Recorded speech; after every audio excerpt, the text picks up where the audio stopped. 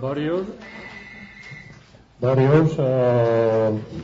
ձեզ հարգելիներս, մենք մեդիա կենտրոնում ենք, ես Արշալույս Մղդեսյան, այս քննարկման վարողը, համակարգողը, մեդիա կենտրոնը մեկնարկում է Երևանի ավականու ընտրություններին ընդառաջ քննարկումների շարքը, սա թեմատիկ քննարկումների, սա թվով երկրորդ թեմատիկ քննարկումն է, մեդիա կենտրոնը նոր հարթակ է, ես տեղեկացնեմ, մեկտեղելու քաղաքացիական հասարակության և լրատվական դաշտի ներուժը, մեր հիմնական առաքելությունն է աջակցել լրատվամիջոցներին ընտրությունների լուսաբանման ողջ գործընթացում։ Մեզ կարող եք հետևել ուղիղ հեռարձակմամբ առցած լրատվամիջոցների կայքերով։ Այսօր մենք քննարկում ենք Երևան քաղաքի բնապահպանական խնդիրները և դրանց լուծումներն ըստ ավականու թեկնածուների։ Բանախոսներն են մեր քննարկման, ուրեմն Ապրես Զոհրաբյան Հույդա, ներկայացնում է Հույդան, Գուրգեն Գասպարյան ԲՀԿ, ով մեզ կմիանա քիչ անց, Սուսաննա Մուրադյան Բարև Երևան, Դաշինք Հրաչ Սարգսյան Առաքելություն կուսակցություն, Հրաչ Սարգսյան Առաքելություն կուսակցություն, Հրաչ Սարգսյան Օրինաց երկիր կուսակցություն, Եվա Թովմասյան ՀԱԿ կուսակցություն։ Եվ մենք ունենք նաև ՀԿ սեկտորի ներկայացուցիչներ, Էկոլուր տեղատվական ՀԿ-ի նախագահ Ինգա Զարաֆյանը և Հանուն կայուն մարդկային զարգացման ՀԿ-ի նախագահ Կարինե Դանիելյանը։ Շնորհակալություն ձեզ բոլորիդ ներկա գտնվելու համար մեր քննարկմանը և ես ուղղակի տեղեկացնեմ, որ ես կուղեմ ձեզ հարցեր, ամեն մեկիդ մեկական հարց, կխնդրեմ րոպե ու կեսվա ընթացքում փորձեք պատասխանել հարցերին և հետո խոսքի իրավունք, հարցի իրավունք կտրվի մեր ՀԿ սեկտորի ներկայացուցիչներին, որոնք նաև իրավունք կունենան մեկնաբանելու ձեր հարցերը։ Դրանից հետո արդեն կանցնենք կառավարվող ուրեմն ժողովրդավարության փուլին, այն է լրագրողներից կվերցնենք հարցեր։ Շնորհակալություն եւ ես ուղղեմ առաջի հարցս այսպես գանք, առաքելություն կուսակցության ներկայացուցիչին ձեր բավականին հակիրճ եւ ներկայացրած ուրեմն ծրագրում գրել եք հետեւյալը. անտառների բնապահպանության ինչ վերաբերում է, անտառների վերականգնում եւ հիմնում բուսաբանական այգու բարեկարգում։ Ես կխնդրեի մի քիչ մանրամասնել ինչ անտառներ, որտեղ, ինչպես եք դա անելու եւ ուրիշ բան չկար այնտեղ ասված, կանաչ տարածքների խնդիրը քաղաքում, այսինքն դրա ուշադրության կենտրոնում չի լինելու։ Շնորհակալություն։ Առաքելություն կուսակցության քաղաքորդի անդամ Հրաչ Սարգսյան։ Մեր ծրագրում մենք ներկայացրել ենք ճիշտ է անտառների վերականգնում, բուսաբանական այգու վերականգնում, ընդհանուր պատկերացումով կուզենամ ներկայացնել, որ ցանկացած գործունեության մեջ, նույն ինչպես նաև Երևանի կանաչապատման հետ կապված, պետք է ունենանք մենք ռազմավարություն։ Ցանկացած կետային լուծումներ, դրանք միայն կետային լուծումներ են։ Իսկ պետք է ունենանք ռազմավարություն, որը պետք է ռազմավարությունը իր մեջ ժամկետը մոտավորապես կազմի 5-ից 10 տարի եւ կատարվի հստակ քայլեր։ Անտառի վերականգնման հետ կապված նույն այս բանին մենք ունենք ազգային ժողովի պուրակը, որը տարին 2-3 անգամ է բացվում, կարծում եմ դա նորից հնարավորություն կտա մեր հասարակությանը, այդ զաբորապատված, ասենք, տարածքը այցելուներին թույլատրել, որպեսզի ցանկացած ժամանակ մուտք գործեն։ Ոչ թե տարին 1-2-3 անգամ։ Նույն պահին այս պահի բուսաբանական այգին, ասենք, գտնվում է խայտառակ վիճակում։ Նրա ֆինանսավորումը բավականին, կարելի ասել, ֆինանսավորում չկա։ Իսկ դա տարիների ընթացքում գնալով ամբողջությամբ կորում է։ Եթե հիմա այս պահի չկարողանանք մենք պահպանել, զարգացման մասին դեռ չեմ խոսում։ Շնորհակալություն։ Մեզ միանում է նաև Բարգավաճ Հայաստան կուսակցության ներկայացուցիչը Գուրգեն Գասպարյանը, ներողություն եմ խնդրում ես փոքրիկ տեխնիկական շեղման հետ կապված։ Պարոն Գասպարյան, միանգամից հարցը ուղղեմ ձեզ, միացակ եւ հերթականության, հերթով երկրորդն եք, այսպես ասած։ Բարգավաճ Հայաստանը իր ծրագրում, ինչ վերաբերում է էկոլոգիային, նշում է հետևյալը. էկոլոգիապես վտանգավոր եւ վնասական արտադրությունների վերացում քաղաքում կամ դրանց համապատասխանությունը գործող բնապահպանական պահանջներին։ Ես կուզենայի իմանալ, դուք արդեն ունեք թիրախներ, որ արտադրությունների մասին է խոսքը կոնկրետ, Ինչպես եք դա վերացնելու, այստեղ չեք տեսնում խնդիր բիզնես, չգիտեմ, քաղաքի ադմինիստրացիա շահերի բախում եւ ինչպես եք դա լուծելու, եւ ինչ ժամանակահատվածում կարեւորը, որովհետեւ կարողանանք այդ կարողանա հանրությունը հետո պահանջել, եթե դուք հաղթեք։ Հիմնական շեշտը դրված է աղբա վերամշակման, ասենք, գործարանի տեղադրման եւ դա շարունակման հետ կապված, այսինքն հատուկ այդ կոշտ թափոնների եւ այլն, արտադրություն ասելով մենք հասկանում ենք սովորաբար ներկայիս գործող աղբավայրերը, որոնք որ անթույլատրելի ռեժիմի, ինքս ապրում եմ Նուբարաշեն վարչական շրջանում, Նուբարաշենը ունի քաղաքային աղբավայրն է տեղակայված Նուբարաշենում, բազմաթիվ բողոքներ են կարել, անձամբ ես, ասենք, ներքիմով կանգնել եմ, փակել եմ, ժամանակ ա եղել, մեքենաները չենք թողել, որ վերեն աղբավայր թափեն, որովհետև ոչ մի կանոն չի պահպանվել։ Եվ գումարած Նուբարաշենում տիկին Կարնեզ Անելյանն ասել ներկա, ասենք տեղակեն այդ վնասակար թափոնների հետ կապված, որը որ ասենք այսօր այդ գերեզմանոցը տեղակայված է Նուբարաշենի վերևի հատվածում։ Նույնն է նաև Հաղթանակ թաղամասի աղբավայրը, այսինքն պետք է կառուցվի մեկ ընդհանուր տեղ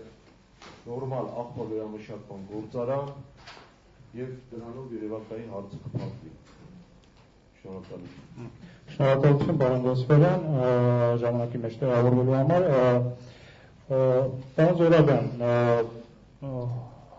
Հայ-Հեղափոխական դաշնակցությունը իր ծրագրում նշել է էկոլոգիային վերաբերող հատվածում, բաժնում նշել է Երևանը մաքրել ապօրինի եւ ինքնակամ շինություններից։ Սա շատ ծրագրերի մեջ ենք հանդիպում, բայց կոնկրետացում չկա եւ չկա նաեւ այն գործիքակազմը, ինչպես է դա արվելու։ Բոլոր հայց կառուցված ապօրինի շինությունները, որոնք հետո, չգիտեմ, օրինականացվել են, դրանց մասին է խոսքը, թե ինչ որ նոր ձևավորվող, նոր կառուցվող ապօրինի շինությունների մասին եւ ինչպես է դա արվելու, այսինքն որտեղ թույլտվությունը կա, անում են այդ շինարարությունները, հա։ Միջ հարցին պատասխանել ես կուզենայի մեկ պարզաբանում մտցնել, երևի իմ պարագայում մի քիչ գործել է փչացած հեռախոսի մեխանիզմը, ես այսպես եմ հասկացել, որ ես այստեղ մասնակցում եմ որպես բնապահպան ակտիվիստ, ուղղակի օգտագործելով հույրայի ֆորմատը, ներկայացնելու իմ, ասենք, այդ տեսակետներ որպես բնապահպան ակտիվիստ։ Այդ իմաստով ես սա համարում էի քաղաքական կուսակցություն եւ քաղաքացիական այսպես հասարակության համագործակցության մի մոդել եւ ես այդ դիրքերից եմ այստեղ հանդես գալու ու փորձեմ պատասխանել այդ հարցին, որ այդտեղ նշված է։ Կարծում եմ, որ ապօրինի շինություններ ասելու տակ այդտեղ ավելի շատ նկատի ունեցվել էկոլոգիական իմաստով վտանգավոր այն շինությունները, որոնք կառուցվել են կանաչ գոտիների հաշվին։ Ասենք մենք ունենք նման օրինակ Բուսաբանական այգում, որ կանաչ գոտիների, նման օրինակ Հրազդանի կիրճում, նման օրինակ Հաղթանակ զբոսայգում, այսինքն համակարգային նշանակության կանաչ գոտիները օգտագործվել են քաղաքաշինական նպատակներով, շենքեր կառուցել նպատակով։ Ես ըստ քաղաքաշինական նորմերի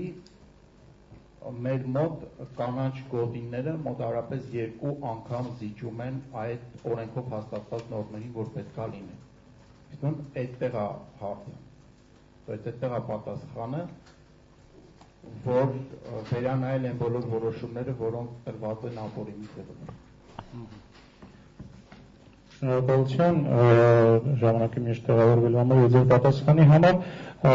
Ես կընտրեի պարոն Սարգսյանին, ես հեսա կներկայացնեմ ձեր կուսակցության ծրագրից մի հատված եւ մեկնաբանել այդ հատվածը։ Ուրեմն դուք նշում եք աղբանության վիճակի կտրուկ բարելավում, կենցաղային թափոնների վերամշակման ձեռնարկությունների ստեղծում, բնապահպանական նորագույն տեխնոլոգիաների կիրառմամբ։ Այս ինչ վերաբերում է կենցաղային թափոնների վերամշակման ձեռնարկություններին, շատ զարգացած երկրներ դեռ այդ մակարդակին չեն ասել, որ բոլոր թափոնները վերամշակվեն եւ վերարտադրվեն։ Ես կուզենայի հասկանալ ձեր տեսակետով սա ինչքանով է ռեալ Երևանում եւ ինչ ժամանակահատվածում դուք եթե հաղթեք փորձելու եք դա իրականացնել, որովհետեւ պետք է հստակեցում մտցվի այստեղ։ Շնորհակալություն։ Գիտեմ, որ ճիշտ կլինի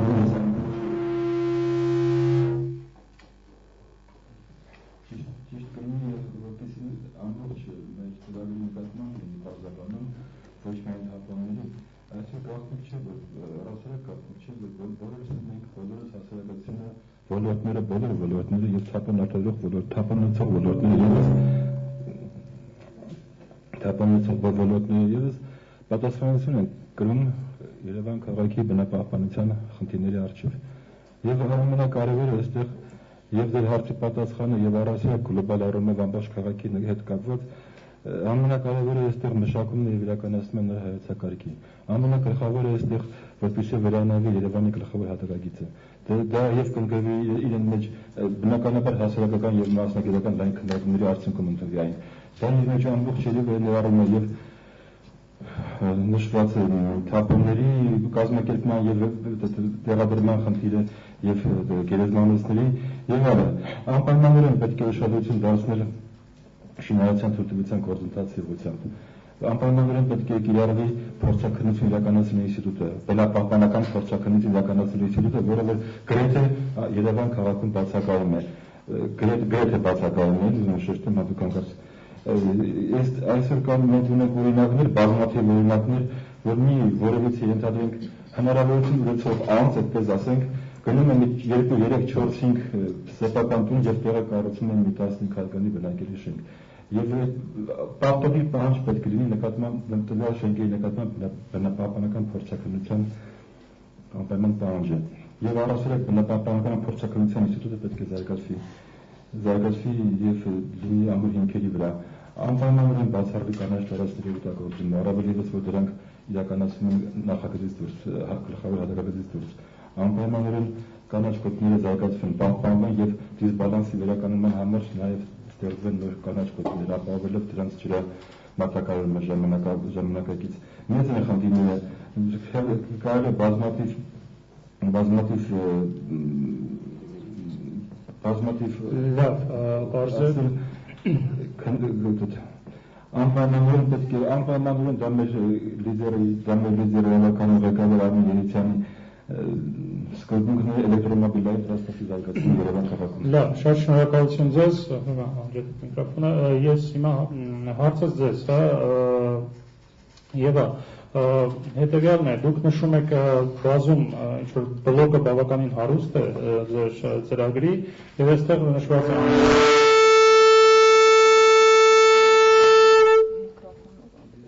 միկրոֆոնը անցեկել է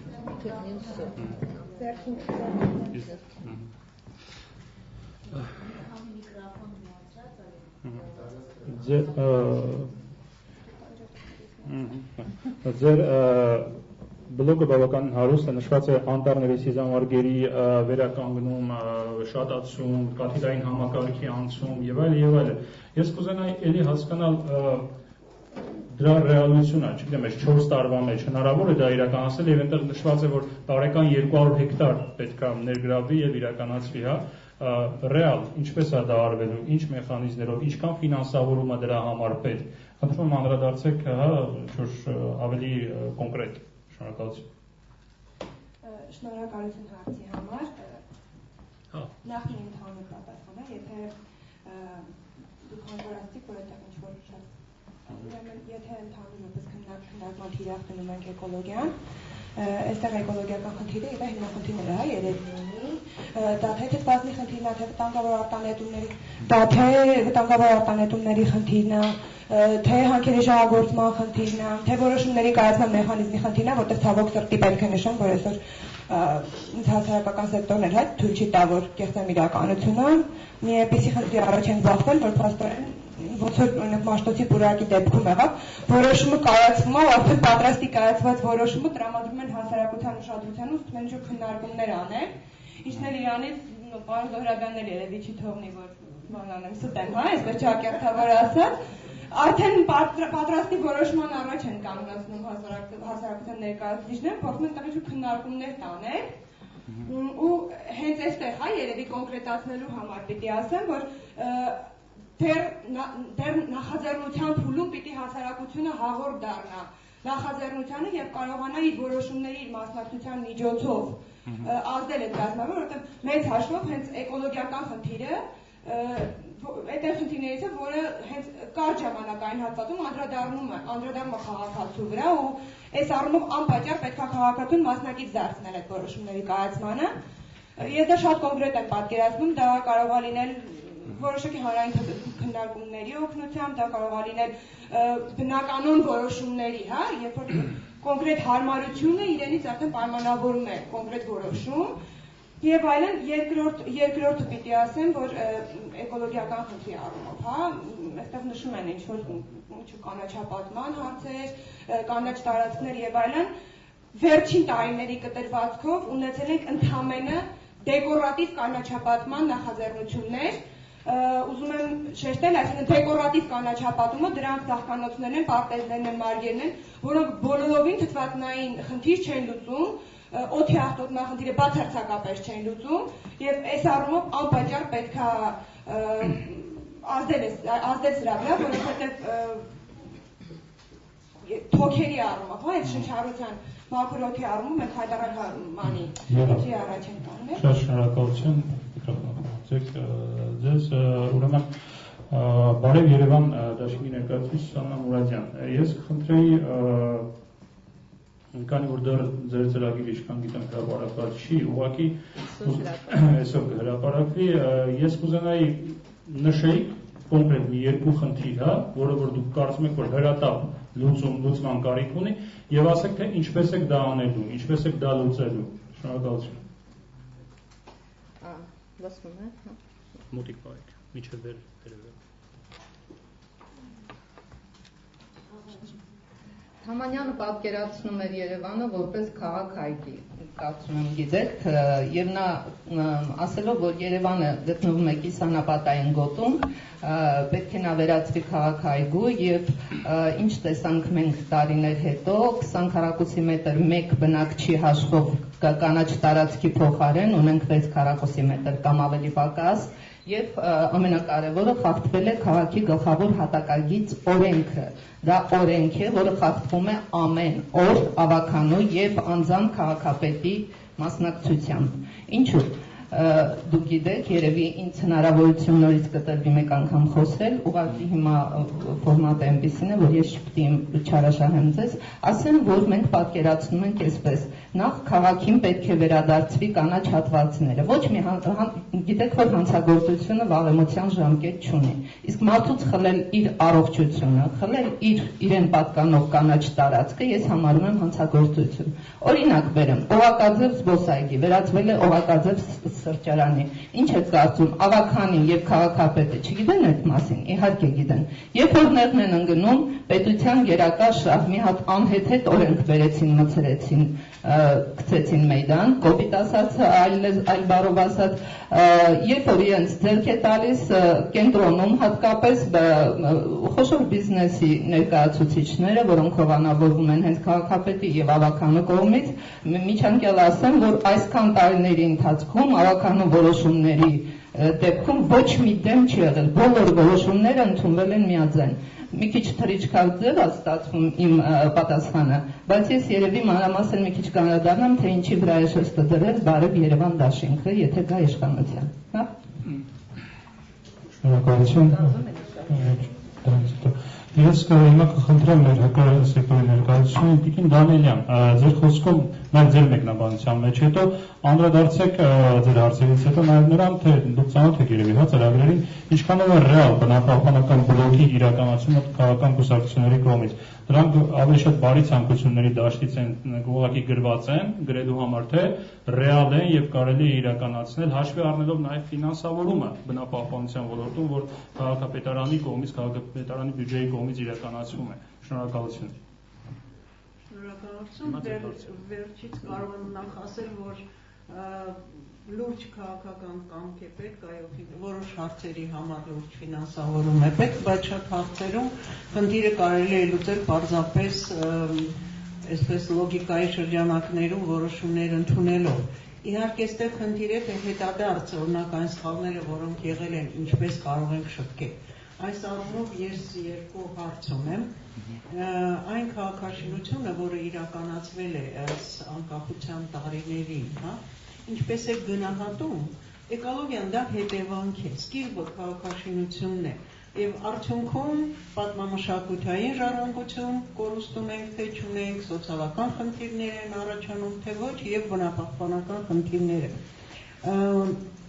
Ինչքան որ մենք տեղյակ ենք, նախորդ հատակագիծը բավականին լավ մշակված 71 թվականին ընդունվեց, մինչև 2000 թիվը պետք է աշխատեր։ Բայց մենք չգտանք այն որոշումը, միգուցե դուք տեղյակ եք, որով որոշվեց, որ այդ հատակագիծը այլևս չի գործում։ Բայց դրեցին մի կողմ,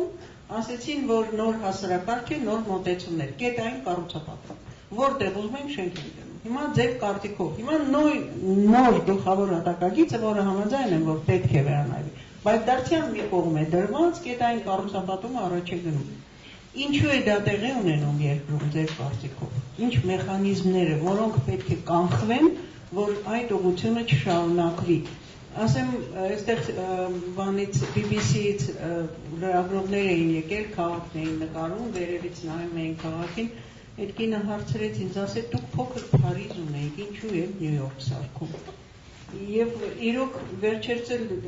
շատ լուրջ մասնագետներ էին եկել եւ հարցնում են ինձ, ասում են, չեք նեղանա, եթե ասեմ, ախր ինչի եք ոչնչացնում ամբողջին Երևանը կենտրոնը, ինչի եք կանաչ տարածքները վերջանում, այդ հսկա շենքերը իրար վրա որ շարում եք կենտրոնում, ինչ նպատակ ունեն, ես իրոք դրա պատասխանը չունեմ։ Եվ դուք ասում եք ապօրինի, եթե մենք նայում ենք, բոլոր փաստաթղթերը տեղին են, ամեն ինչ թույլ տված է, հաշվարկված է, ստորագրությունները կան։ Այդ խնդիրը նախ ապագայում ինչպես որ չշարունակվի, չնայած կարծես թե տեղ չկա դնելու, եւ հետադարձ ինչ կարելի անել։ Իսկ Նուբարաշենի հետ կապված շատ ճիշտ է, որ պետք է գործարան կառուցել, այստեղ շատ լուրջ խնդիրներ կան, բայց արդեն եղած աղբավայրի մենք այսպեսի խնդիր ենք ունեցել։ Կիոտոյի շրջանակներում արձանագրության ճապոնացիները առաջարկել էին մեզ օգնել, այստեղ առաջացող գազային գարշահոտությունը, որոնց գնում է մեթան գազն է հիմնականում։ Այդ գազը հավաքել, այրել, ստանալ էլեկտրականություն։ Չեն անում են մասամբ, դա է խնդիրը։ Այնքան ձգձգեցին պայմանագիր ստորագրելը, որ ճապոնացիները սպառնացին, եկել են ինձ հետ հանդիպել են ամոթից, չգիտեի ուր մտնեմ ուղղակի, հա։ Ճապոնացիները սպառնացին, որ ամբողջ աշխարհով մեկ Հայաստանի իշխանություններին կհայտարարեն անվստահություն, եթե այդպես շարունակվի։ Որից հետո պայմանագիրը ստորագրեցին, բայց տրամադրեցին շատ ավելի փոքր տարածք, մոտավորապես 1/3, շատ մեծ ուշացումով այն կամպանիաները, որոնք պետք է էլեկտրականություն ստանային, հեռացան, մնաց այն կամպանիան, որը գազ է ստանում, այրում է դեպի օթեգն։ Ուրիշ ոչինչ։ Այս խալը ուղղելու նախ ինչու այդպես եղավ, ինչ եք կարծում, ինչ ստվերային այստեղ գործողություն կա, գործունեություն, որը արդյունքում բերեց դրա այդ կոնֆլիկտի Ճապոնիայի իշխանությունների հետ եւ ինչպես կարելի է այդ խալը շփվել։ Շնորհակալություն, Տիկին Դանիելյան, ես կխնդրեի անդրադառնալ այս հարցերին, նշած, պարոն Գասպարյան, երևի ձեզանից սկսենք, որովհետև ամեն դեպքում ավականին ներկայացնում եք դուք, այստեղ թեև ձեր ֆրակցիան մեծամասնություն չի կազմում փոխանցում միկրոֆոնը, նշված հարցերին, հա, երևի վերջից սկսենք այդ բանի Նուբարաշենի աղբանոցի հետ կապված։ Նուբարաշենի աղբավարից սկսեմ, բայց ես ուզում եմ ևս մեկ անգամ ծնանցած ասուլիսի ժամանակ է Բարև Երևանի ներկայացուցիչը նույն արտահայտությունները արեց, որ Երևանի ավականին բացառապես կողման քվարկել, ես խմբակցության ղեկավարն եմ Արգավաճ Հայաստան խմբակցության եւ պաշտոնապես հայտարարում եմ նորից եմ ասում, բոլոր լրագրողները այստեղ նստած են։ Նման արտահայտություն մի արեք, չի կարելի։ Պարոն Հակոբյանն այստեղ նստած նույն արտահայտություն արեց, երբ որ մի քանի մեջբերում արեցած, դες տեղակ չէ։ Այսօր դուք ասում եք մենք ընդհանրապես դեմ չենք եղել կամ առանցքային հարցերը կոնկրետ կարող եք հարցերի մասին է խոսքը։ Կոնկրետ կարող եք նշել ձեր առանցքային հարցերը, կոնկրետ պատասխանը Եթե հնարավորություն տրվի կնշեմ։ Հա, հեսա կտրվի ձեզ հնարավորություն։ Իսկ ինչ կապված է Բարաշենի աղբավայրի հետ կապված։ Ուրեմն ասեմ որ ելեմ ղեկավարը որս անձամբ ապրում եմ Բարաշենում եւ ամեն օր դնում գալիս եմ այդ ճանապարհով Ճիշտ ասում Տիկին Դանիելյանը, որ ասենք մասամբ է հարցը լուծվել, այսօր ափսոսը տել է գալի, երբ որ անցնում ես այդ տարածքով, տեսնում ես ինչ հսկայական աշխատանք է տարվել այդտեղ, այսինքն ճապոնացիների կողմից բերվել է եւ այդ գազը 15 տարի պետք է ընդհանրապես այրվի գնա մթնոլորտ։ Այսինքն այդ էներգիան, որ այսօր կա գործում, այսինքն ոչ մի կերպ չի օգտագործվում։ Պետք է դա արդյունավետ օգտագործել։ Ու ի նպաստ, ասենք Երևան քաղաքի, օրինակ, ասենք Նուբարաշեն վարչական շրջանի համար այդ արտանետվող, ասենք այդ էներգիայի կարելի է օգտագործել եւ ամբողջ էլեկտրաէներգիա վերցնել այդտեղից։ Նուբարաշեն վարչական շրջանը ինձ թվում է այդ էներգիայով լրիվ կարա էլեկտրաէներգիայով լրիվ կարա սպասարկվել։ Մյուս հարցը կետային կառուցման մասին էր մյուս հարցը։ Ուրեմն կետային կառուցումները, ասեմ, ուրեմն Երևան քաղաքում մեր կողմից ծրագրով, ասենք, առաջարկված մի քանի բան կա, որ բացառապես իսպառ պետք է վերածվի կանաչ տարածքներում հիմնական շինությունների կառուցումը։ Այսինքն դա անթույլատրելի է։ Կանաչ տարածքներում չի կարելի թույլատրել, որ շինարարական աշխատանքին պետք է այսօր ավելացվի։ Երևանը, ինչպես նշում են, միշտ տափաստանային գոտի է եւ այն, որ 20 քառակուսի մետր պետք է մեկ շնչի համար ընկնի, այսօր ասենք երևի 2-3 քառակուսի չի լինելու երևանցու համար։ Ինչ կապված է շինարարական աշխատանքներին, որոնք որ այդ կաֆեները եղել են, երբ որ վերցնեք այն որոշումները, որոնք որ կայացվել է ժամանակին, երբ որ կաֆեներին տրվել է, դրանք տրվել է 10-15 տարի առաջ այդ պայմանագրեր, ասենք 50 տարով, 40 տարով, ու այսօրվա Երևանի ավականի, որը ընդամենը 4 տարի է գործում է, իրա օրոք երբևիցե ոչ մեկի նման բան չի թվել, մենք էլ իրանք դեմ կանք։ Շնորհակալություն, առաքելության կուսակցության ներկայացուցիչ, խնդրեմ անդրադառնաք հարցերին եւ կոնկրետ նշեք հենց կետային կառուցման վերաբերյալ, դա պետքա վերանայվի եղած կառույցները, որոնք որ չգիտեմ աղճատում են ամբողջ տեսքը, հատկապես Օղակաձև այգին, դա փորձելու եք վերանայել, հա, ինչ որ ապամոնտաժում իրականացնել, թե ուղղակի թողնելու եք նորերը չեք թողնելու կառուցել, շնորհակալություն։ Դա բավականին լուրջ խնդիր է, բայց կարծում եմ այս պայդրությամբ դա պետք է քննարկվի մասնագետների հետ կապված, մասնագետները պետք է քննարկեն, ոչ թե քաղաքական ուժերը։ Քաղաքական ուժերը պետք է որոշումները, հա, հասարակությանը ներկայացնեն ու փորձեն այդ որոշումները անցկացնեն, բայց դա պետք է կատարեն լուրջ մասնագետները, պրոֆեսիոնալները իրենց գործում։ Ես հիմա այդ հարցի տրամաբանորեն, այո, ես դեմ եմ, որպեսզի կետային կառուցապատումներ լինի եւ հարկավոր չի այն նորից շարունակել, որ գնան։ Ստե մի հատ խնդիր է առաջանում, հա, լեգալության եւ լեգիտիմության խնդիրը։ Տիկին Դանիելյանը նշեց, որ բոլոր որոշումների վրա ստորագրությունները կան, օրենքին համապատասխանում են, այո, դրանք լեգալ են, բայց լեգիտիմ չեն, քանի որ դրանք չեն ընդունվում հասարակության կողմից։ Իսկ դրա լուծման հետ կապված ես օրինակ կառաջարկեի, որ օրենք ընդունվեր, հա, որ բոլոր որոշումները, որոնք վերաբերում են բնապահպանությանը եւ Երևան քաղաքին, շահագրգիռ հասարակական կազմակերպություններին պարտադիր տեղեկացվեն։ Նոր դրանից հետո երբ որ ստանան փաստաթուղթը, որ տվյալ հասարակական կազմակերպությունները ստացել են այդ որոշման նախագիծը, հա, նոր իրանք դրանից հետո դնեն քննարկման։ Կարծում եմ, այս վերջին տարիներին մեր հասարակական կազմակերպությունները ակտիվացել են եւ քաղաքացիական շարժում է սկսվել, որը վերահսկում է իշխանությանը եւ քաղաքական ուժերին։ Շնորհակալություն։ Ոնզորական խնդրեի անդրադառնանք երկու հարցերին էլ, հա, եւ Նուբարաշենի աղբանոցի հետ կապված, ձեր կարծիքով ինչ պետք է արվի եւ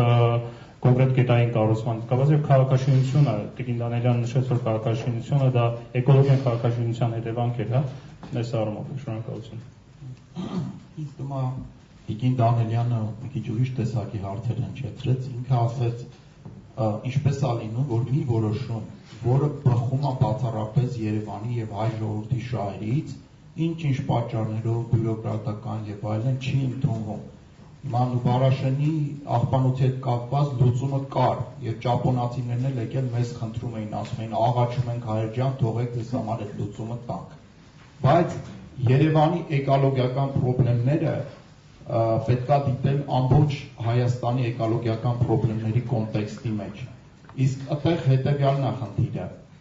Մենք ունենք 3 տեսակի խնդիր՝ էկոգիտակցության եւ էկոմասնագիտակցության ցածր մակարդակ, համեմատաբար։ Ունենք օրենսդրական անկատարություն, եւ ունենք կոռուպցիոն բարձր ֆոն։ Այս բոլոր դրսևորումները, որ լինում են, դրանց հետևանք են։ Ինձ թվում է ունենք կոռուպցիոն ֆոնի հետևանքով, քանի որ այդ որոշումը չի ընդունվել։ Ինչ որ մարդիկ հետաքրքրված են եղել, որ այդպիսի որոշում չընդունվի։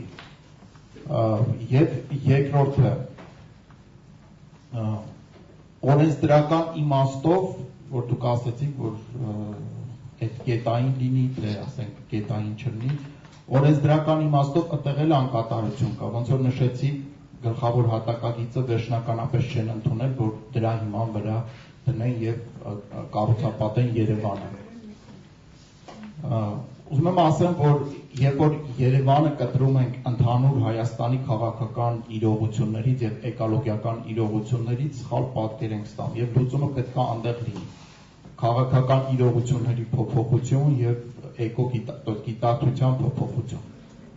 Այսպես ասեմ, Հայաստանում հիմա իշխանության է եկել ագահ մարդը, կապ չունի, ստանուններ չեմ ուզում ասեմ, այդ ագահ մարդը ամեն ինչից ուզում է փող սարքի։ Մինչդեռ այդ բալանսը, որ պետքա լիներ երրոտանում, այդ բալանսը, բնություն, սոցիալական համակարգեր եւ տնտեսական համակարգեր։ Այդ բալանսը չի գործում։ Բնությունը մի կողմ դրել, սոցիալական համակարգերը մի կողմ դրել, միայն ուզում են փող աշխատել։ Բայց դա ինձ երկար հնարավոր չի։ Եվ շատ շնորհակալ եմ ձեզ, պարոն Սարգսյան, դուք որպես իշխանության ներկայացուցիչ, իհարկե ոչ Երևանի մասով իշխանության ներկայացուցիչ, ընդհանրապես եւ պարոն Զորաբյանը նշեց հենց այդ մասով, որ պետք է ընդհանուր, դիտարկել ընդհանուր ֆոնի ներքո, ես կուզենայի հետեւյալ հարց ուղղել։ Տեսեք, ենթադրենք դուք հաղթեցիք ընտրություններին։ Եվ կառավարությունը հռչակում է ինչ-որ մի տարածք գերակաշա, ու պետք է կամ ապամոնտաժեն, կամ չգիտեմ, կանաչ տարածքներ վերածվեն շենք կառուցելու համար եւ այլ, որի օրինակները մենք ունենք։ Ինչպես եք դուք դրա դեմն առնելու, ինչպես եք դա պատկերացնում, ասենք կառավարությունը եւ իշխանությունը գրեթե բոլոր մյուս օղակները պատկանում են, իշխանությանը, ինչպես նաեւ ձեզ, եւ դրա դեմ առնելու միջոցը ինչպես է տեղի ունենալու։ Շնորհակալություն։ Գիտեք ինչ, ես սկզբում ասացի, որ դայլոգսը շատ մեծ կոմպլեքսային հարց է եւ կոնկրետ հարցի պատասխանը նույնպես բխում է ընդհանուր Երևանի գլխավոր հատակագծից, որը անպայմանորեն պետք է լինի հասարակական քննարկումների ընդունի եւ մասնագիտական քննարկումների արդյունքում։ Այնպես որ դա ամբողջ բխում այդ ելակետը դա է։ Ինչ վերաբերում է առասարակ անկանոն շինարարությանը, գետային շինարարությանը, ինչպես ասված, իհարկե բացառվելու պետք է իսպար բացառվի։ Ինչ ձեր կոնկրետ հարցի պատասխանը նաեւ պետք է մասնագիտական անպայմանորեն վերահսկողություն իրականացվի, ոչ թե օրինակ լրագրողները մեզ ուղղում այս խնդիրը դուք մեկնաբանում եք ես ինչ դժբախտ պատահար է, ես ինչ երևույթ է եւ այլն։ Ճիշտ է կանում, որ մեկնաբանում եք, ճիշտ է կանում, որ նշում եք համապատասխան մարմինները իրենց տեղում չեն եղել եւ ժամանակին չեն կանխել։ Բայց մի քիչ խորացեք, թե համապատասխան մարմինն է, ասեք տեղական ինքնակառավարման մարմինի աշխատողը։ Համապատասխան մարմինը այդ ծառայողը, արդյոք ինչ կանում է համապատասխան իր աշխատանքին։ Արդյոք ունի այդպիսի մասնագիտական փորձ եւ գիտելիքներ, որպեսզի իրոք կարողանա լիարժեք կատարել պատասխանատվությունները։ Այսօր կա այս սկզբունքը, մանավանդ տեղական ինքնակառավարման մարմիններում քաղաքացիության օրենքը դեռ կարգավորում է մասնագիտական գիտելիքների խնդիրը, բայց այստեղ այդ բանը չկա։ Անպայմանորեն պետք է ուշադրություն դարձնել կադրային քաղաքականության վրա։ Երևան Պարզ է, հասկանալի է ձեր տեսակետը, պարոն Սարգսյան, եւ ես կընտրեի անդրադառնալ Տիկին Դանիելյանի հնչեցրած այդ հարցերին, իհարկե շատ կարճ եւ կուզենայի նաեւ նշեք այս անդրադառնալ նաեւ իմ հարցին, եթե անկած կազմեք մեծամասնություն հավաքանում եւ ունենաք ձեր քաղաքապետը, ինչպես եք փորձելու պայքարել դրա դեմ, որովհետեւ իշխանության մյուս օղակները պատկանում են հանրապետական կուսակցությանը եւ եթե անկած կառավարությունը ինչ-որ մի տարածք հռչակի, գերակաշա եւ սկսի ապամոնտաժել կամ չգիտեմ քանդել, ինչպես է դրա դեմն առնելու։ Նախտիկին Դանիելյանի հարցի մասին, հագիրճ, այստեղ մի բան եմ ուզում ընդհանրապես ընդգծել, խոսքը գնում է ոչ թե քաղաքաշինության մասին, այլ հանրային տարածքների անխիղճ սեփականաշնորհման, անխիղճ յուրացման մասին։ Այսինքն խոսում ենք ոչ թե քաղաքաշինության մասին խոսելով, պիտի հասկանանք այն որոշումների համակարգը, որը ընդունվում է նորից քաղաքացիներին ծառայելու համար։ Դրանք բնակավայրեր են, հանգստի գոտիներ են եւ այլն եւ այլն։ Բայց այստեղ խոսքը գնում է հանրային տարածքների յուրացման մասին, որովհետեւ մինչ այսօր գերակաշռ հայտարարված տարածքներից ոչ մեկը չի ծառայել քաղաքացու շահին։ Որպես օրինակ կարող եմ բերել երիտասարդական պալատի տեղում, որ այսօր շահագործվում է քարհանք ու փոշու մի խայտարակ ամպա ձևավորվում Երևանի կենտրոնի վրա։ Կարող եմ բերել նույն Դալմայի այգիների օրինակը, որ ընդհանրապես անհասկանալի բան է տեղի ունենում, քանի որ հասարակական ընդդիմության հանդիպեցին, հիմա փորձում են քաղաքային ամբողջ աղբը կուտակել այնտեղ, որպեսզի հետո արդեն հայտարարեն վտանգված կեղտոտ գոտի ու դրա միջոցով փորձեն այդ տարածքը յուրացնել։ Այստեղ Բարգավաճ Հայաստանի ներկայացուցիչը ճիշտ ասած նշեց, որ վերջին տարիների ընթացքում կանաչ տարածքների սրճարանների չեն վերածվել, բայց ինչի եք մոռանում Հրազդանի կիրճի մասին, որ այսօր ամբողջությամբ վերածվել է ռեստորանների մի շարանի։ Վերջին տարիների ընթացքում որոշումները վերածվել է եւ շարունակվում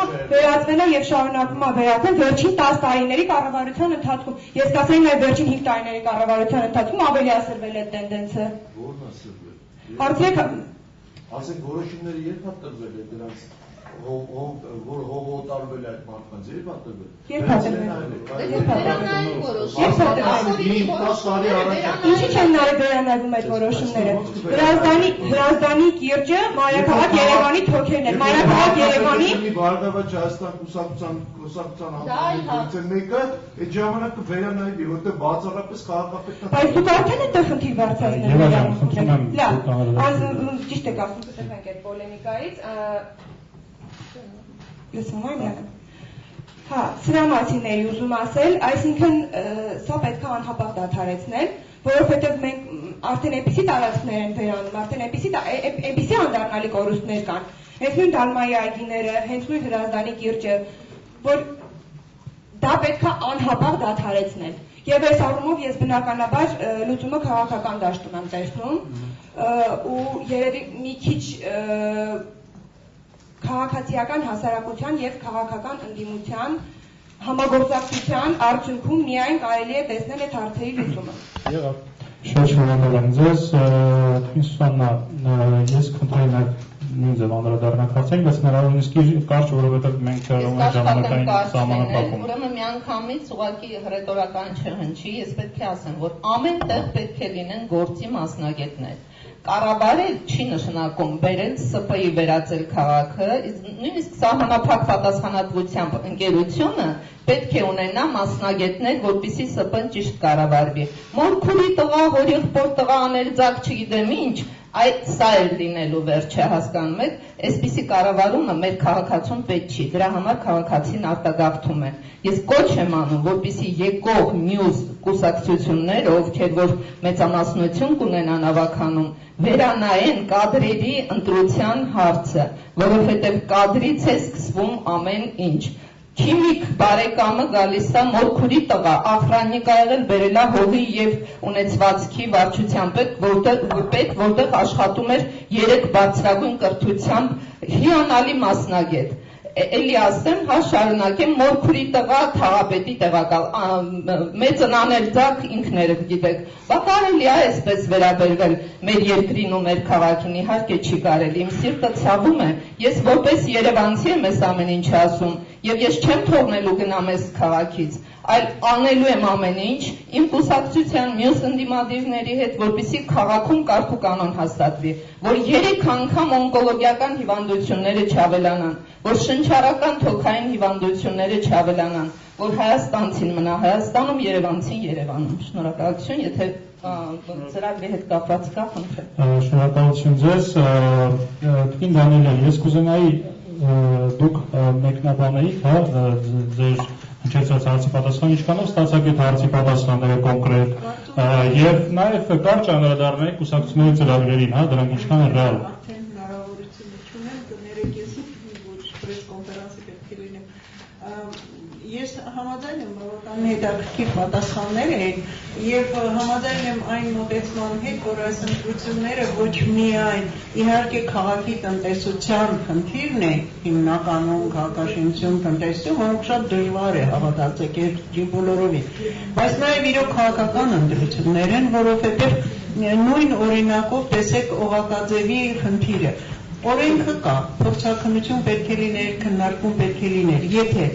ասվել, որ մենք ունենք հայեցակարգ Օղակաձևը կառուցելու եւ մենք այդ կառուցապատելու։ Մենք այդ հարցը բարձրացնում ենք, մեզ ասում են, այս հայեցակարգ չկա, մենք չենք կառուցապատում Օղակաձևը։ Բայց Օղակաձևը բաժանվեց տարբեր փոքր կտորների, որոնք արդեն ենթակա չեն փորձաքննության, որովհետեւ այդ նորմատիվներից ավելի փոքր էին կառուցապատող տարածքները եւ նստատեղերը։ Հիմա էլ ավելի մեծացրել են, ուրեմն այդ նորմատիվները ավելի դժվար է փորձաքննություն անցկացնել։ Այնպես որ եթե նույնիսկ օրենքը լավն է, օրենքը կա, միշտ կարելի է, եթե քաղաքական կամք չկա, կարելի է շրջանցել։ Եվ Օղակաձևի օրինակը դրա մասին խոսում է։ Ճիշտ է նաև, որ շատ դժվար է Երևանը շատ հարցերում անջատել Հայաստանի խնդիրներից, այդպիսի բազմաթիվ օրինակներ ունենք, եւ այս Նուբարաշենի ուրեմն աղբավայրի հետ կապված ի զարմանս մեզ էկոնոմիկայի նախարարությունը կասկածեց, որ ճապոնացիները ուզում են մոնոպոլիզացնել մեր յուրահատուկ աղբը եւ կարող է պատահել մենք շատ ավելի լավ առաջարկ ունենանք Եվ այնպես որ եւ հարցը դրա այդպես լուծվեց, ես կասկածում եմ, որ իրոք կա ինչ-որ ոչ լեգալ բիզնես, որը օգտագործում է աղբավայրը եւ երևի դա էր, որ գերակշռեց ճապոնացիների առաջարկին։ Գուցե սխալ եմ, բայց ենթադրությունս այսպեսին է, շնորհակալություն։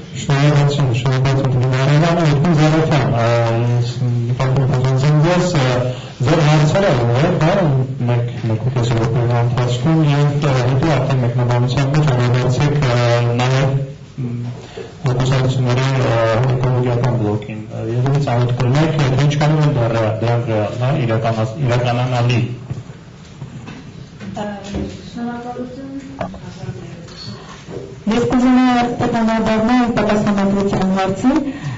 հասարակական սեկտորը ուզում հակերին ազդել, հասարակական սեկտորը երբ որ դնում է ինչ-որ մի խնդիր, բավականին հետամուտ է լինում եւ մինչեւ վերջ այդ խնդիրը տանում է, նույնիսկ այդ խնդիրը հետևություն չի ստանում, բայց հասարակական սեկտորը տանում է, դնում է իրավապահ մարմիններին, եսին տարբերացաններին, միջև այդ խնդիրը լուծում չի ստանա, ասում են, եթե մեզ չի ստանում, մեկ ընկա գործընթացի մեջ է։ Եվ հարցը այն կուսակցություններին, որոնք կամ ուզում են ներկա լինեն, կամ արդեն ներկա են։ Նրանք ինչքանով կարող են այդ դրված խնդիրները միջև վերջ տանեն, որովհետև ինչքան մենք հասկանում ենք, դա չի նշանակում, որ քաղաքապետը որոշեց եւ դրանով ամեն ինչ վերջացավ։ Իսկ ինչ արեց կուսակցությունը, որ միջև դրա դրած խնդիրը տանի։ Իմ հարցը առաջից է։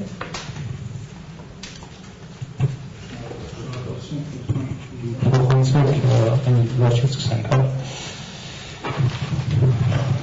Ձեր կարծիքը նշված պատկերացնում։ Այս բանականությամբ ես կարծում եմ Տիկին Դանիելյանը նորից ճիշտ նշեց, որ հարկավոր է քաղաքական կամք, ցանկացած որոշում կայացնելու եւ այն իրականացնելու համար։ Ես այս բան չեմ ուզում խոստումներ ասել, որ այս ենք անելու, այն ենք անելու, հա, դա միայն խոստումներ կթվա։ Ես կուզեմ պարզապես նշել, որ մենք նոր քաղաքական ուժ ենք, 2 ամիս է ինչ գրանցվել ենք եւ քաղաքականություն ենք գործել, շատ հարցերում փորձառու չենք, ընթացքում շատ բաներ սովորում ենք, նաեւ մեր գոլեգաներից, հա, բայց ասենց կասեմ, որ մեր պատկերացումներով Երևանը մենք այսպեսին չենք տեսնում ենք այնպեսին, ինչպես ներկայացրել ենք մեր ծրագրերում։ Տեսել ենք մի Երևան, որ մարդիկ գան եւ մնան Երևանում, ուրախանան Երևանով։ Ոչ թե գան Երևան, տեսնեն ինչպիսի կառուցապատումներ են կատարվում, խաղալու տեղեր չկա, ինչ որ փոքր հատվածներում զբոսայգիներ բաներ են բակերում սարքում բանանում, ասենց բուտաֆորիայի նման ու դրանով ասեն հարցը լուծվել է։ անցած անգամ ճիշտ ասած մի հատ բան էի կարդում, ասում է եթե մեկը ռակով հիվանդ է, ասում է իրան մազերը սարքես, շորեր հագցնես, բան դրանից ինքը չի բուժվելու, էլի։ Սա խորքային խնդիր է, կարծում եմ խորքային։ Շնորհակալություն, պարոն Գասպարյան, ես որպես ներկայացուցիչ, ինչ որ չափով դուք այսօր թիրախում եք,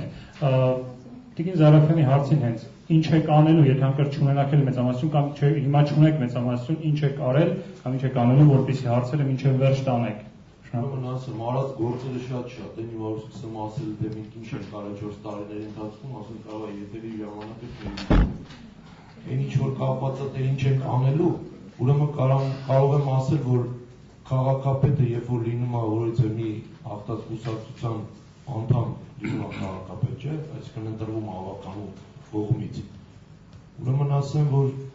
պատասխանատվությունը պետք է չկրի քաղաքապետը։ Պատասխանատվությունը պետք է կրի այն կուսակցությունը, որից որ ինքը առաջադրվել է։ Ու այն գործող 4 տարիների ընթացքում կփոխվեն քաղաքապետներ, չգիտեմ, կուսակցություն, կան այլ քաղաքապետեր։ Մեկը պատասխանատվությունը պետք է կրի կուսակցությունը։ Էս է իմ ասածը։ Այսինքն, եթե կլինի մեր հաղթանակը, Հարգարժան Հայաստան կուսակցությունը պետք է պատասխանատվությունը կրի, այսինքն քաղաքում կատարվող յուրաքանչյուր իրադարձության համար։ Շնորհակալություն։ Եվ շնորհակալ եմ, պարոն Զորաբյան, դուք պատասխանեք։ Ճիշտն ասած, հարցը ուղղված է որպես կուսակցության ներկայացուցիչ այս հարցին պատասխանի։ Ես չլինելով կուսակցության ներկայացուցիչ, ուղղակի հետևողականության հարցին պատասխանելով ասեմ, որ ինձ թվում է, որ Դաշնակցությունը բավական հետևողական կուսակցություն է, քանի որ ունի 125 տարվա պատմություն։ Հետևում է իր նպատակների իրականացմանը, այսքան։ Եվ շատ շնորհակալ եմ, պարոն Սարգսյան։ Գիտեք ինչ, վարունակ, այսօր մեր օրենքները եւ քաղաքաշինության եւ բնակապահպանության օրենքները ընդունենք այդ երկուս դեպքում բավականին գուցե ժամանակի հետ համահունչ պահանջում են եւ փոփոխություններ, ուղղակի ժամանակի հետ համահունչ, բայց դրանք բավականին արդեն ցեվիլ են, քանի որ միշտ շեշտվում է քննարկման ժամանակ ընդունվել այսինչ Ֆրանսիայի տարբերակով, Կանադայի տարբերակով եւ այլն։ Այո, լավ օրենքներ են։ Այստեղ պարզապես պետք է այն ինչ կանով է դա լծորվում մեր հասարակության եւ մեր պատասխանատու այրերի հասարակության գաղափարի եւ կատարողական ունակությունների հետ միասին։ Այստեղ ամենակարևորությունը ես այդ խնդիրը մի քիչ առաջ նույնիսկ խոսեցինք, դրվում է հետևողականության։ Ծայրահեղ հետևողականություն պետք է լինի այս ոլորտի պատասխանատուն, որպեսզի պահանջի կոմպետենտ պահանջ ունենա իր աշխատողների նկատմամբ։ Կոմպետենտ լինի ղեկավարի կարողանա օրինակ ինչ որտեղ ստացվում նաև գովազդը ինչ են ուզում որպեսզի գովազդ լինի, բայց նույն ինքնարում է երիտասարդ բոլորին կարիք չունի գովազդի բնականաբար, բայց մարդ պետք է լինի այնպես, որպեսզի ռուսին կա այսպիսի մարգարեություն, զոհչոտ չեսնուն զուրը, պետք է իմանա ինքը իր սպայի պատվի բարձր համազգեստի պատվի բարձր պայելը, այդպիսի համազգեստներ հեշտ չեն դրվում են ծայրահեղ երկար ծանր աշխատանքի հետևանքով։ Անպայմանորեն պետք է լինել հետևողական եւ պահանջել մասնագիտական լուծում բոլոր հարցերի նկատմամբ։ Սա բնական մոտեցումն է։ Եվ որը պատճառը եղավ նման մոտեցումը եղավ պատճառ շատ կար ժամանակավորում արտակարգ իրավիճակների այսպես օրինակի նախարարություն լինելու երևույթը եւ կգա ժամանակ, որ Երևանը կլինի նախանձել այն մայրաքաղաքների համար։ Եվ շատ շնորհակալ եմ ձեզ, ինչ վերաբերում է Զայշեփչեցմունձերը, դա չէր վնասի եւս շատ մեր ոստիկաններ որպես հիշեին։ Խնդրում եմ Եվա, անդրադարձեք տված հարցին եւ նաեւ այն իմաստով, որ Տիկին Զարաֆյանը նշեց, որ եթե կուսակցությունը ունենում է ներկայացություն, հա, քաղաքապետարանում ավականիում, եթե չի էլ ունենում մեծամասնություն, ապա պետք է հետամուտ լինի խնդիրների լուծմանը։ Դուք ունեցել եք ներկայացություն, ՀԱԿ-ը ունեցել է ներկայացություն ավականիում։ Ինչ է արել այս ընթացքում, որպեսզի խնդիրները լուծվի, եւ եթե ունենաք նորից ներկայացություն, ինչ եք անելու։ Նախ եւ առաջ Տիկին Զարաֆյանի թույլտվությամբ կուզենայի հարցին պատասխանել ավելի շատ քաղաքացու դիրքերից, ոչ թե քաղաքական կուսակցության դիրքերից, որովհետև այս առումով ես կարծում եմ քաղաքացու գիտակցությունը եւ քաղաքացու պատրաստակամությունը պիտի առաջնային խնդիրը լուծող հարցը լինի։ Քաղաքացին պետք է պատրաստ լինի վերցնել իր ուսերին այն պատասխանատվության ու հետևողականության մեծ բեռը ու պահել սեփական իրավունքների համար հետամուտ լինելու գիծը։ Քաղաքացին պետք է ունենա այն հոտառությունը, այսպես ասեմ, որ տարբերի ընդդիմադիր քննադատի շապիկով իշխող կուսակցության լեգիտիմությունը ապահովող քաղաքական գործիչներին, փորձի տարբերել այդ ուղղությունները մեկը մյուսից եւ իր հետևողականության ու պատրաստակամության միջոցով կարողանա ցույց տալ, որ ես տեր եմ կանգնում իմ տարածքին ու դու հարգելի իշխանության ներկայացուցիչ փորձից ծառայել իմ շահին ու այս առումով արդեն քաղաքական կուսակցություններից յուրաքանչյուր դիրքում չի կարողանա շեղել իր ճանապարհը ցանկացած կողմի վրա ու ինչ որ մեխանիզմների, ինչ որ մեքենայությունների տեղ թողնել իսկ ինչ վերաբերում է ձեր հարցին, ես ուզում եմ մի ճշտում մտցնել 2008 թվականի ավագան ընտրություններից հետո Հայազգային կոնգրեսը այդ բացարձակ կեղծված ընտրություններից հետո չի վերցրել մանդատները, որովհետև այնտեղ դու կարող եք նույնիսկ հայտարարություն թարմացնել եւ ընթերցել, որովհետև բացարձակ կեղծված ընտրություններից հետո ոչ մի արդյունավետություն չկար վերցնել այդ 18 մանդատները եւ ինչ-որ փոփոխությունների փորձել հասնել բացահայտ գողացված համակարգի դեպքում, իսկ այն որ համակարգը բացահայտ գողացված է, ինձ թվում է արդեն անցած տարիների ընթացքում աշխատանքի փորձով անգամ ծիծաղելի է երևի դա ապացուցելու փաստարկներ բերելի, բոլորն էլ այստեղ կհամաձայնվեն դրան։ Եվ շնորհակալություն, Սուսաննա, խնդրում եմ դուք անդրադարձեք տված հարցին, եթե օրինակ ներկայացություն, եթե չլինեք էլ մեծամասնություն, ինչպես եք հասնելու դրա լուծմանը։ Եթե մենք ավականու ընտրություններից հետո Երևան քաղաքում ունենանք մեծամասնություն, որը ես ուղղակի լավատես եմ եւ կարծում եմ այդպես էլ կլինի, անպայման աշխատելու ենք թափանցիկության սկզբունքով եւ հաշվետու լինելու սկզբունքն է լինելու բոլոր աշխատանքների հիմքում եւ այդ հաշվետվությունները լինելու են հաճախակի, երամսյա, վեցամսյա, օրինակ, մի հատ հարց եմ ուզում ձեզ տալ։ Երևան հիմնադրամ, երբևէ լսել եք որևէ բան դրա մասին։ Ասենք քաղաքացին ուզում է միտեղ դուր բացել կամ պատուհան, կաշառք վերցնելու նոր ուրեմն մեթոդ է, ասում են գնա Երևան հիմնադրամ, մուծի 200,000 դրամ եւ կստանաս թույլտվությունը։ Օրինակ եմ ասում, ուրեմն ոչ մի այդպիսի հիմնադրամներ չեն լինելու, ինչ լինելու է թափանցիկ, անպայման լինելու է հաշվետվություն ժողովրդի առջև, կառուցապատելու ենք նույնպես, բայց օրինական, կանաչապատելու ենք քաղաքը, կարգավորելու ենք քաղաքաշինությունը Երևանում, կանաչ տարածքները վերադարձնելու ենք բնակիչներին, բակերում չենք թույլատրելու գարաժներ, այլ այգիներ, ոչ թե շքեղությունների վրա ենք ծախսելու գումարները, այլ անհրաժեշտությունների վրա եւ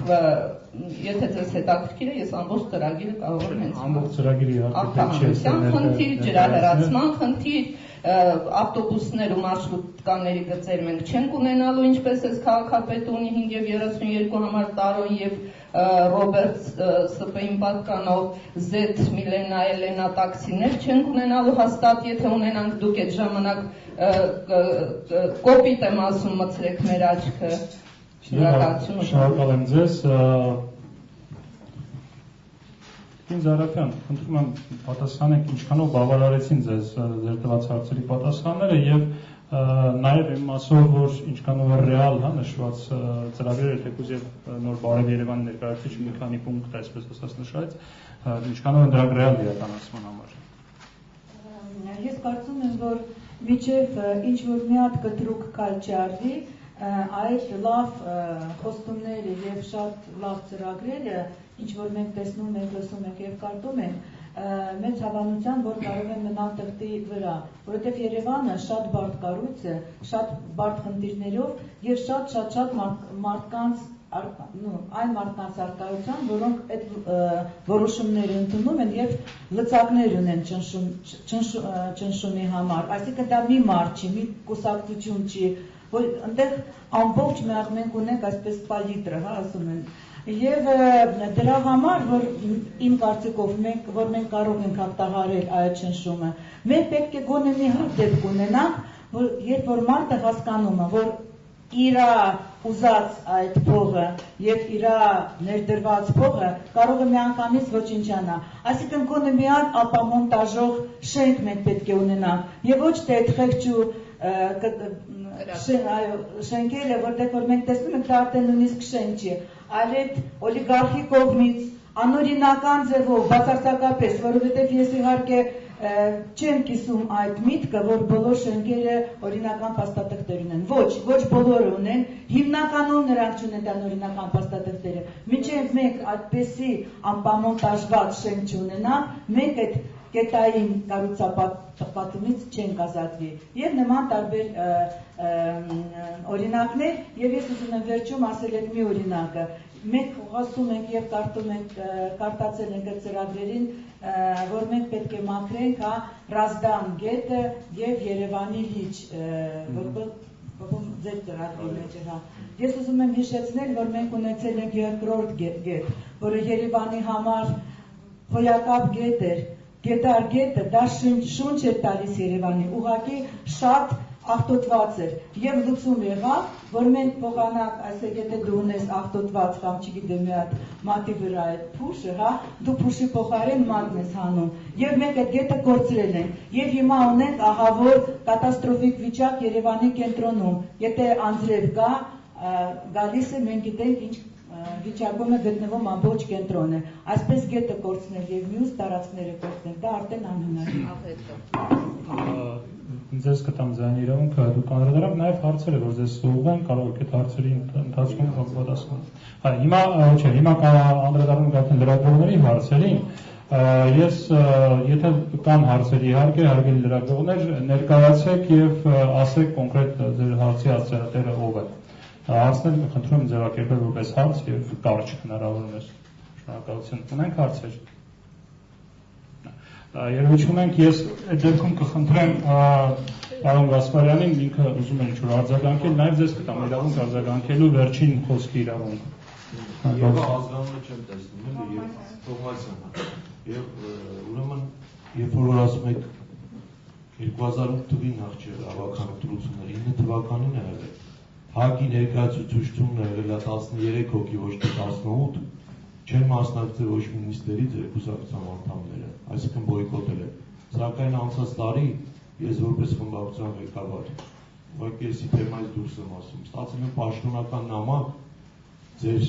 ավականու անդամներ Ռուբեն Թորոսյանի կողմից, որտեղ ինքը իրեն հայտարարում էր ՀԱԿ խմբակցության ղեկավար եւ ինչ-որ կոչ էր անում։ Ուզում ասեմ, եթե ներկայացուցիչ չեք ունեցել, ուրեմն մինչև վերջը վերցնեիք այդ տեղերը, բոյկոտեիք։ Երբ որ 1 տարի առաջ արդեն ներկայացուցիչը հայտնվում եւ իրեն կոչում է Երևանի ավականու անդամ ու հանդես է գալիս, ուրեմն պետք չի նման ձևով խոսել։ Շնորհակալություն։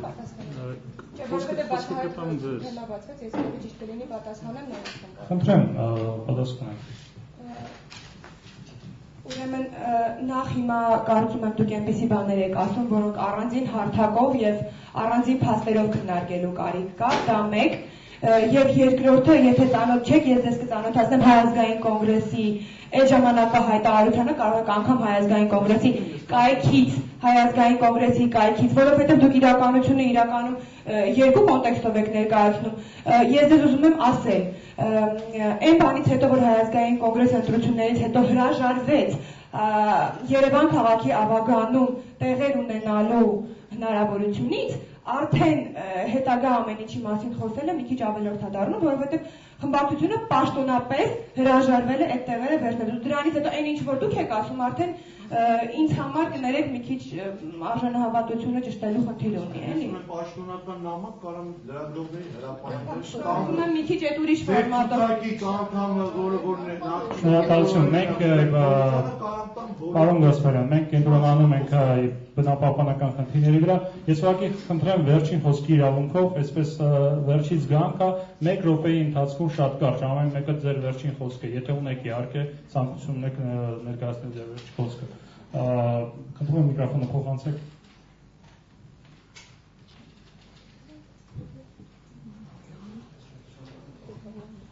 Ուրեմն մեր կուսակցության կողմից մենք որոշ խմբակցություն ներկայացնելու դեպքում մեր հիմնական մոտեցումը լինելու է սա։ Մենք ակտիվ աշխատելու ենք հասարակական կազմակերպությունների հետ, որոշման բոլոր լինելու է թափանցիկ, բոլոր հարցերի շուրջ կազմակերպելու են քննարկումներ, դա կլինի բնապահպանության հետ կապված հարցերը, տրանսպորտի հետ կապված հարցերը, այսինքն քաղաքում եղած բոլոր խնդիրները։ Դա համար այս պահի դրությամբ ինֆորմացիա քաղաքապետարան եւ հասարակություն կապը ինչքան էլ կայքերի միջոցով ներկայացնում ենք, որ դա պարզա ցանկացած որոշում կարող են գտնել, ես վստահեցնում եմ, որ որոշումներ կան, որոնք ընդունվել են ավականու կողմից, դրանք պաշտոնական կայքում հրապարակված չեն։ Դրա համար առանձին պետք է գրություն գրել, որ նոր ընդեղից ասենք այդ ինֆորմացիաները ստանան։ Այսքանը։ Շնորհակալություն պարոն Ասպրյան, ձեր վերջին խոսքի իրավունքը։ Մեր կուսակցության անդամները բազմաթիվ անգամ շեշտել են, որ Երևանը դա ոչ մի կուսակցության սեփականություն չի, եւ ընդհանրապես մեր Հայաստանի Հանրապետությունը։ Դա մեր երևանցունն է, այսինքն մեր քաղաքացունն է, Հայաստան Հանրապետության յուրաքանչյուր քաղաքացուն է, որտեղ Երևանը դա մայրաքաղաք է։ Եվ օգտվելով առիթից նորից եմ ուզում կրկնվել, որ Երևանցունն է Երևանը, այսինքն Երևանցին ոնց ուզենա իր Երևանի համար լավ բան լինի, կան հասարակական կրծիքը պետք է առաջնային տեղում լինի։ Միշտ։ Շնորհակալություն։ Շնորհակալություն, պարոն Զորաբյան։ Այստեղ քանի որ մենք գործ ունենք քաղաքական ընտրությունների հետ, այդ իմաստով մի քիչ զերծ չմնացինք այսպես քաղաքական կրքերից, ես մի քիչ կվերադառնամ, թե ոնց եմ պատկերացնում Երևանի էկոլոգիական ապագան ինչպիսի լուծումներ են պատկերացնում, որպես վերջի խոսք դրանք կշարադրեմ։ Էկոլոգիական առումով հիմնական ասենք 3 խնդիրները, որ Երևանում կան, դրանք օզոնի, ազոտի երկօքսիդի եւ փոշու անթույլատրելի չափաբաժնի արկայությունն է, դրանց լուծումները հնարավոր են հետեւյալ ձևերով. ներթաղային կանաչապատում, համաքաղաքային նշանակության կանաչապատում եւ մերձ քաղաքային կանաչապատում անտառների ձևով։ Երևանը վաղուց արդեն պետք է ունենար պաշտպանիչ անտառային շերտեր։